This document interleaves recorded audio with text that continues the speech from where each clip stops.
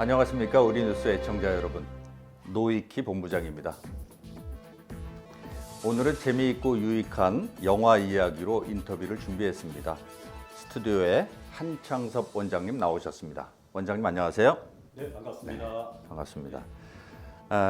저는 개인적으로 영화하면 태양은 가득히 멋지게 생긴 우리 아랑드롱 우리 형님과 그리고 레오나르도 디카프리오, 케이트 윈슬러가 나왔던 타이타닉을 꼽을 수가 있는데요. 지금도 그 영화를 생각하면 24년 전의 감동이 생각나는 것 같습니다. 케이트 윈슬렛이 배에서 두 팔을 벌리고 가만히 서 있고 디카프리오가 뒤에서 윈슬렛을 껴안고 있는 그 장면은 많은 사람에게 감동을 주었었는데요. 그리고 천천히 배의 속력을 느끼면서 속도감을 즐기는 그 두 사람의 아름다운 모습이 그 영화의 백미였던 것 같습니다. 원장님, 타이타닉은 어떤 영화입니까? 네, 이제 주로 타이타닉 그러면 우리 사람들이 바로 젊은 청춘 남녀의 그 못다한 사랑의 한 이런 거를 많이 생각하고요. 그다음에 지금 우리 본부장님께서 말씀하신 그 선상에서 그렇게 두 팔을 벌리고 있는 그런 모습을 많이 이렇게 떠올리게 됩니다.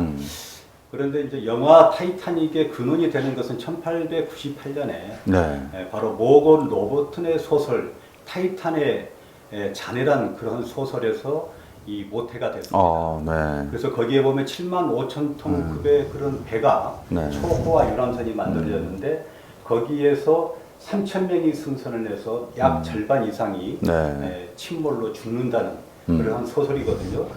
그런데 이 타이타닉의 어원이 뭐냐면 티탄입니다. 그래서 이 티탄은 바로 그리스 로마 신화에 나오는 티탄인데요. 이 티탄은 바로 제우스 신과 그 올림포스 신에 의해서 멸망하게 됩니다.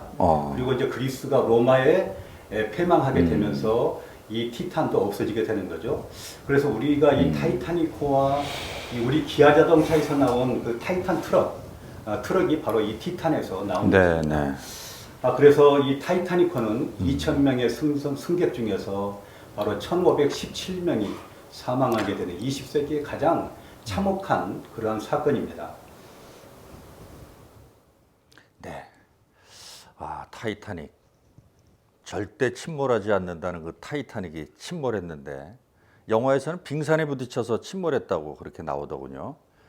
3,000명의 승객이 승선했던 거의 뭐 작은 도시 아닙니까? 그 정도의 사이즈. 그렇게 큰 배를 만들어서 침몰하고 했지만 과연 영국은 왜 그런 큰 도시 같은 배를 만들었습니까? 이제 이 타이타닉 영화를 온전하게 이해하기 위해서는요. 그때 당시에 16세기 당시에 영국과 그 주변국들을 우리가 좀 이해할 필요가 있습니다. 영국은 16세기에 산업혁명이 성공하게 되고 그러면서 스페인을 전쟁에서 물리칩니다. 당시에 이제 스페인이 해상 왕국이 되고 스페인이 또 남미를 지배하게 되면서 사실 스페인은 우리가 말하는 해적이라고 볼 수 있는 거죠. 그리고 그 다음에 영국이 네덜란드를 또 전쟁에서 이깁니다. 그 다음에 또 프랑스를 전쟁에서 이기거든요. 그러면서 영국이 당시에 모든 제국을 점령하게 됩니다. 그러면서 영국이 또한 이제 스페인에 답습을 해서 해상 왕국이 되는데요. 그런 해상 왕국이라는 건 사실은 해적들입니다. 그런 무역선을 탈취해서 금은 보화를 뺏고 그다음에 물건을 탈취하는. 그래서 영국이 그렇게 성장을 한 것이죠. 그런데 이 영국의 군인이자 정치인 놀이라는 사람이 이런 이야기를 하게 됩니다.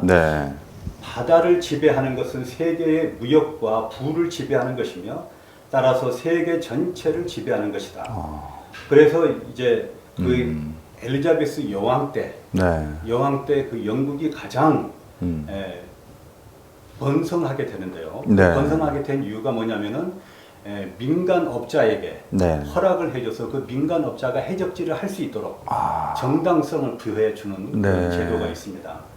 그래서 이 산업혁명을 이루고서 영원히 지지 않는 영국이라고 불려졌던 그 스페인과 또한 프랑스와 네덜란드를 차례로 무찌른 그런 영국이 1776년 미국이 독립을 하게 되면서 이제 모든 헤게모니가 미국으로 넘어가게 됩니다. 아, 그렇군요. 그러면서 이제 유럽에 있는 그 젊은이들이 아메리칸 드림 드림. 꿈을 안고 네. 미국으로 몰려들게 되는데요. 바로 이 타이타닉에서 나오는 그 주인공 잭이 마작을 통해서 타이타닉호 3등칸 티켓을 그렇죠. 사게 되죠. 아, 네네. 그래서 거기에 승선을 하게 승선하게 되는군요. 되는 것입니다. 아, 그래서 이 영화 메디슨 카운티타이거든요. 네. 거기에 나오는 그 메릴 스트립이 네네. 로마의 항구에서 미군을 만나서 네. 결혼해가지고 미국으로 건너온 그런 계기가 되는 것입니다. 그래서 이 타이타닉과 같은 그런 초대형 유람선을 건조함으로 인해서 영국이 해상 왕국이라는 것을 세계적으로 대내외에 자랑하게 되는 것입니다. 아, 네. 그러니까 영국이 해양 강국이 된 것은 해적질을 하는 것을 권한을 민간인한테 줬었군요. 그렇습니다. 아, 예, 몰랐던 사실이군요. 아, 그렇게 대단한 타이타닉이 침몰을 했는데 지금도 그 케이트 윈슬러의 깊은 눈망울 그리고 레오나르도 디카프리오의 이글거리는 눈빛이 생각나는데요. 그 침몰한 것에 대해서 말들이 참 많습니다. 의문이 많이 존재하는데 의문점들은 어떤 것들이 있습니까? 주로 이제 타이타닉의 침몰에 대한 의문점이 이제 세 가지로 분류가 되는데 네. 그 첫 번째가 이제 뭐냐면 미 연방은행을 둘러싸고 이 카톨릭 예수회가 주도했다는 그런 음모설입니다. 아, 예수회. 바로 여기에는 뭐가 냐면 1910년에 바로 7명의 남자들이 네. 미국에서 가장 남쪽에 있는 섬 제킬 섬에 모이게 됩니다. 여기에는 이제 록펠러 금융재단, 록펠러 네. 재단 아시죠? 네네. 그 다음에 금융자본가 JP 모건, 네. 그다음에 1914년 미 연방은행 초대 총재를 지냈던 자민 스트롱, 그리고 유럽의 금융 황제이며 교황청 예수회를 위해서 일하는 로스 차일드가가 모입니다. 아, 여기에서 미 연방은행을 설립하기 위한 준비 모임을 하게 된 것이죠. 아, 그래서 이와 반대로 네. 예수회가 요청했던 연방은행 설립을 반대했던 기업가들이 있습니다. 바로 여기에는 그 철강회사를 운영했던 벤자민 구겐하임 씨, 그 다음에 메이시 백화점 회장 이사두르 스트라우스 씨, 그 다음에 엠파이어 빌딩 소유주 존 케이콥, 이런 분들이 타이타닉호를 타고 가다가 그 죽음을 맞이하게 되는 거죠. 그래서 이 연방준비은행은 예수회에 의해서 오랫동안 잘 운영을 해오고 있지 않습니까? 지금도 아마 미 연방은행은 미국 정부의 소유가 아니고 이렇게 예수회 소속이 돼 있는 것입니다. 그래서 에드워드 스미스 타이타닉호 선장은 바로 세계적으로 26년 동안 네. 가장 베테랑 선장이라고 일컬었는데 네네. 그러한 선장이 바로 JP 모건, 예수회 소속인 JP 모건의 하수인 역할을 잘 하게 됩니다. 아, 그래서 그렇군요. 예수의 지배자 네. 프랜시스 브라운이 신부가 네.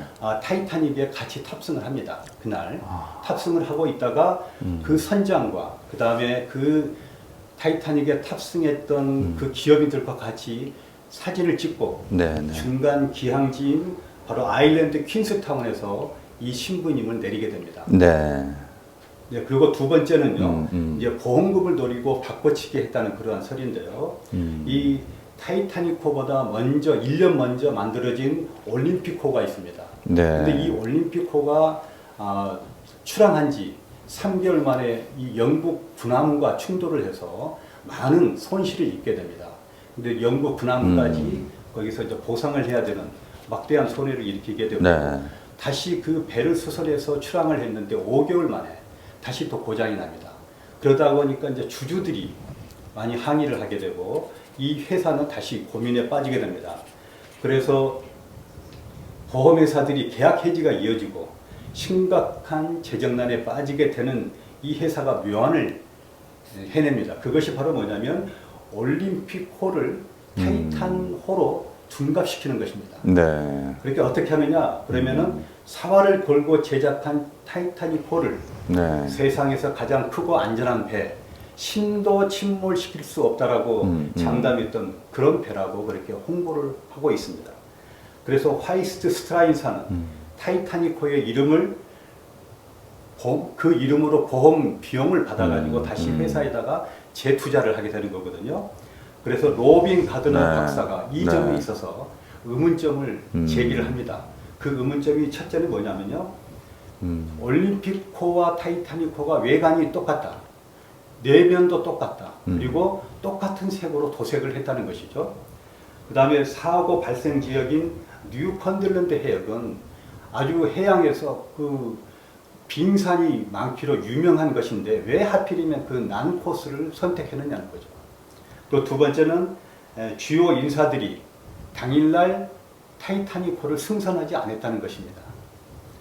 그리고 이 사고가 잦은 올림픽호가 타이타닉호의 침몰 이후에 23년 동안이나 잘 운행을 하고 제 세계 1차 대전에도 사용이 됐다는 그런 근거를 들었습니다. 그리고 이제 세 번째는 우리가 이제 보편적으로 알고 네. 있는 빙산에 충돌했다는 네, 그런 설이 있는 그렇죠. 것이죠. 네. 예, 잘 알겠습니다. 저도 그 빙산에 부딪혀서 사고가 난 걸로 그렇게만 알고 있었는데 몰랐던 지식을 또 알게 되니까 참 좋으네요. 영화에서 이제 여러 가지 명대사들이 나오잖아요. 저는 이제 레오나르도 디카프리오가 제발 사람 안 달라고 그 이글거리는 눈빛으로 죽어가면서 자기 연인에게 말했던 그 장면이 아주 감동적으로 기억이 나는데요. 그 우리가 알고 있는 명대사들이 여러 가지가 있지만 우리 원장님께서 명대사 몇 개를 정리해 주시면 감사하겠습니다. 네, 이제 주인공 잭이 타이타닉호에 타기 전에 마작을 하지 않습니까? 네네. 마작을 하면서 이제 친구에게 모든 것을 걸어요. 그래서 네. 친구가 네. 이런 이야기를 합니다. 야, 모든 것을 다 걸면 어떡해? 네. 그렇게 이야기를 하니까 잭이 그렇게 대답합니다. 네가 가진 것이 아무것도 없을 때는 넌 잃을 게 아무것도 없어. 아주 명대사죠. 그리고 이제 디카프리오가 윈슬렛에게 이렇게 이야기를 합니다. 네. 저는 제가 필요한 모든 것을 가졌습니다. 내가 숨쉴 공기와 스케치 한 권. 제 말은 저는 무슨 일이 일어날지, 누구를 만날지, 또는 어떻게 될지 알지 못한 채 일어나는 일들을 저는 좋아합니다. 다리 밑에서 잠들 때가 있는가 하면 세계에서 가장 좋은 배에서 여러분들과 샴페인을 하기도 하고 또한 전 삶은 선물이라고 생각을 합니다. 전 그걸 낭비할 마음이 없어요. 어떻게 될지 알 수 없기 때문에 삶을 있는 그대로 받아들이면 됩니다. 매 순간을 소중하게. 그리고 또 이런 말을 하게 됩니다. 내 최고의 행운은 이 배표를 샀다는 거야. 당신을 만난 게 얼마나 다행인지 몰라. 네. 당신은 살아야 해. 반드시 살겠다고 약속해. 절대로 포기하지 않는다고. 무슨 일이 있어도 아무리 절망 상태라도 약속해줘. 로즈. 하고 그 네. 로즈가 얼음 위에서 떠 있을 때 네. 그렇게 약속을 하지 않습니까? 그 다음에 이제 잭을 싫어하는 로즈의 어머니가 잭에게 창피를 주기 위해서 이런 말도 합니다. 그런 장돌배기 같은 삶이 좋은가 봐요. 라고 이렇게 신분 비하를 하는 그런 비수를 날리게 됩니다. 저도 글을 쓰고 말을 하면서 살아왔었는데 디카프리오가 스케치 한 권이라는 말이 마음에 와닿는 것 같습니다. 요즘에 뭐 신원서판이라는 말 중에 모바일도 잘해야 신원서판을 할 수 있다고 이렇게 얘기들 하는데요. 떠다니는 궁전, 코로나 영웅들이 많이 어려운 시대도 나왔는데 그런 영웅도 이 타이타닉에 좀 있었던 것 같습니다. 선장님들이나 끝까지 음악을 멈추지 않고 연주했던 그 음악가들 결국 침몰과 함께 다 죽었었죠. 네, 그렇죠. 그런 아름다운 미담들 그리고 영웅들의 이야기를 듣다 보니까 인문학 이야기가 상당히 재미나네요. 20세기의 가장 커다란 비극, 결코 가라앉을 수 없는 배, 떠다니는 궁전 타이타닉호는 연방준비은행 제도를 반대했던 부유한 자들과 아메리칸 드림을 꿈꾸었던 가난한 유럽 청년들의 무덤이 됐습니다.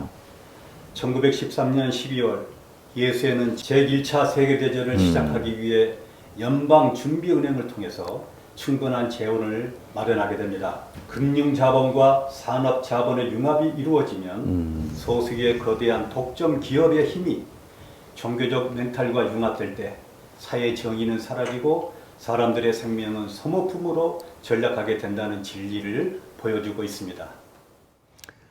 네, 감사합니다. 디카프리오가 스케치북 한 권이 자기의 인생이었다, 이런 행복이었다는 얘기를 들으니까 저도 글을 쓰고 말을 하면서 살았었는데 참 마음에 와닿는 것 같습니다. 떠다니는 궁전, 코로나 영웅이 어려운 시대에 많이 나왔듯이 그 시대에도 배와 함께 침몰했던 음악가들, 그리고 선장님, 그리고 많은 훌륭한 사람들이 나왔던 것 같습니다. 오늘 아름다운 감동이 전해지는 인문학 이야기, 영화 이야기죠. 함께 해주신 우리 한창섭 원장님 감사드립니다. 네, 다음 시간에 또 뵙겠습니다. 우리 뉴스 애청자 여러분, 다음 시간에 뵙겠습니다. 감사합니다.